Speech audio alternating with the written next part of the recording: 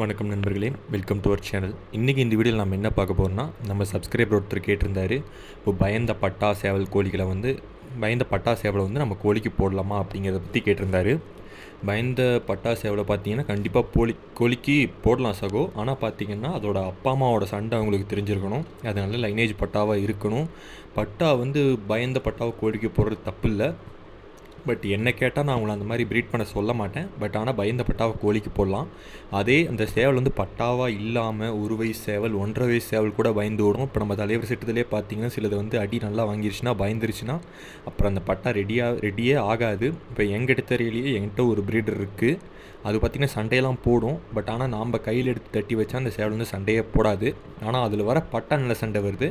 So இந்த மாதிரி 1-2 exception இருக்குது. ஆனால் மீதி எல்லாமே ஃபால்ட்டு தான் வரும். அதனால் ஒரு வயசு 1.5 வயசு சேவல் ஆல்மர்லி இல்லை பயந்த சேவலாக இருந்தால் கோழிக்கு போடாதீங்க. அதுக்கு கம்மியாக 8 மாதத்து பட்டா 9 மாதத்து பட்டா பயப்படுதுன்னா அதை வேணால் நீங்கள் கோழிக்கு போடலாம். ஆனால் என்னை பொறுத்த வரைக்கும் நீங்கள் கோழிக்கு சேவல் போடுறீங்கனாலே அது ஒரு 1.5 வயசு 2 வயசு சேவல், அந்த ஏஜில் இருக்கிற சேவல், நல்லா விளைஞ்ச சேவலாக நல்ல சேவலாக ரெடி பண்ணி அதை ப்ரீட் போடுறது தான் பெஸ்ட்டு. மற்றபடி உங்களுக்கு இதில் எந்த பிரச்சனையும் கிடையாது. ஏன்னா உங்களுக்கு பட்டா ஒரு வயசு வரைக்கும் நம்ம கேரண்டியாக சொல்ல முடியாது முழு முகச்சல்னே. ஏன்னா அடி கொஞ்சம் நல்லா வலுவாக வாங்கிடுச்சுன்னா கண்டிப்பாக எந்த சேவலாக இருந்தாலும் ஓடிடும். அதுக்கடுத்து பார்த்திங்கன்னா நம்ம சப்ஸ்கிரைபர் இன்னொருத்தர் கேட்டிருந்தார், இப்போது எனக்கு பட்டா 4 கிலோ சைஸ் வரணுன்னா அதுக்கு எந்த மாதிரி ப்ரீட் பண்ணணும் ப்ரோ அப்படின்னு கேட்டிருந்தாரு. இப்போ உங்களுக்கு பட்டா 4 கிலோ சைஸில் வரணுன்னா கண்டிப்பாக பட்டா 8 மாதத்தில் 4 கிலோ சைஸ்லாம் வராது.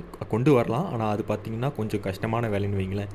இதே ஒரு 9 மாதம் 10 மாதம் இல்லை ஒரு வயசில் உங்களுக்கு 4 கிலோ சைஸ் வரணும்னா, ஒரு வயசில் உங்களுக்கு 4 கிலோ சைஸ் வரணுன்னா நீங்கள் அதுக்கு போடுற சேவல் பார்த்திங்கன்னா ஒன்றா சேவல் எவிசிஸாக போடணும், இல்லை வெடக்கோழி எவிசிஸாக போடணும். இப்போ சேவல் ஒரு 4.5 கிலோ போடுறீங்கன்னா வெடக்கோழி ஒரு 3.5 கிலோ இருக்கணும். அப்போ தான் நீங்கள் எதிர்பார்த்த அந்த 4 கிலோ வெயிட் வரும். விளையும் போது ஒரு 4.5 கிலோ அதிகபட்சம் வரலாம். இப்போ இதே பார்த்திங்கன்னா நீங்கள் வெடக்கோழி சைஸ் கம்மியாக போட்டிங்கன்னா சேவல் ஒரு 5 கிலோ சைஸ் இல்லை 5.5 கிலோ சைஸ் போடணும். இப்போ 5.5 கிலோ சைஸ் சேவல் போடுறீங்கன்னா வெடக்கோழி ஒரு 3 கிலோ இருக்கலாம். 3 கிலோ கம்மியாக எந்த வெடக்கோழியும் நீங்கள் ப்ரீட் பண்ணாதீங்க. ஏன்னா அதெல்லாம் நீங்கள் என்ன வெடக்கோழி ப்ரீட் பண்ணாலும் சைஸ் வராது. என் அனுபவத்தில் தான் சொல்கிறேன். 7 கிலோ சைஸ் சேவல் தலைவர் செட்டு, சுத்தமான தலைவர் செட் சேவல். அதை ப்ரீட் பண்ணது ஒரு 2.5 கிலோ விடைக்கு. ஆனால் அதுக்கு வந்த பட்டா பார்த்திங்கன்னா விளைஞ்ச கண்டிஷன்லேயே அது 4.5 கிலோ தான் வந்துச்சு. 7 கிலோ சைஸுக்கே 4.5 கிலோனா அப்போ நீங்கள் கணக்கு போட்டு பார்த்துக்கோங்க. அதே மாதிரி பார்த்தீங்கன்னா உங்களுக்கு இன்னும் நல்லா ஹெவி சைஸ் வரணும்னா இப்போ ஒரு 5.5 கிலோ சேவல் 6 கிலோ சேவலை நீங்கள் ஒரு 3.5 கிலோ 4 கிலோ சைஸ் வரைக்கும் போடுறீங்கன்னா நீங்கள் எதிர்பார்க்குற மாதிரி ரொம்ப ஹெவி சைஸ் வரும்.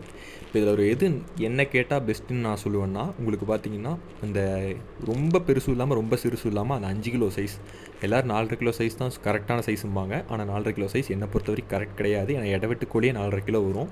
5 கிலோ சைஸ் அது கம்மியாக சேவல் விளையிற கண்டிஷனில் இருக்காத மாதிரி லைனேஜ் செட் பண்ணிக்கோங்க. அதுக்கு தான் எப்போவுமே மார்க்கெட் இருக்கும். 4.5 கிலோ இப்போ விரும்பி வாங்குறாங்க. ஆனால் கொஞ்ச நாள் கழிச்சு எல்லாருமே ஹெவி சைஸ் மூவ் ஆனாங்கன்னா கண்டிப்பாக நம்மளோட 5 கிலோ சைஸு 6 கிலோ சைஸ் இதை தான் எடுப்பாங்க. ஸோ அதுக்கு தகுந்த மாதிரி வெடக்கோழி போட்டுக்கோங்க நண்பா. அதே மாதிரி வேறு ஏதாவது வீடியோ போடுறனாலும் கமெண்ட் பண்ணுங்கள். நான் அதை பற்றின வீடியோ உங்களுக்கு நான் போடுறேன்.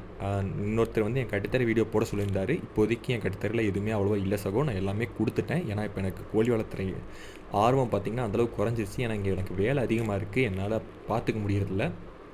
பட்டாக்கள் தான் கொஞ்சம் இருக்குது. நான் முடிஞ்சால் ஒரு வீடியோ போடுறேன். அதை நான் கேட்டுட்டு தான் போடணும். ஏன்னா நான் வீடியோ போட்டேன்னா எனக்கு பிரச்சனை வரலாம். நான் அதனால தான் இப்போ வரைக்கும் கட்டுத்தர வீடியோ போடாமல் இருக்கேன். நான் சீக்கிரம் அதை பற்றி உங்களுக்கு என்னென்னு சொல்கிறேன். தேங்க்ஸ் ஃபார் வாட்சிங்.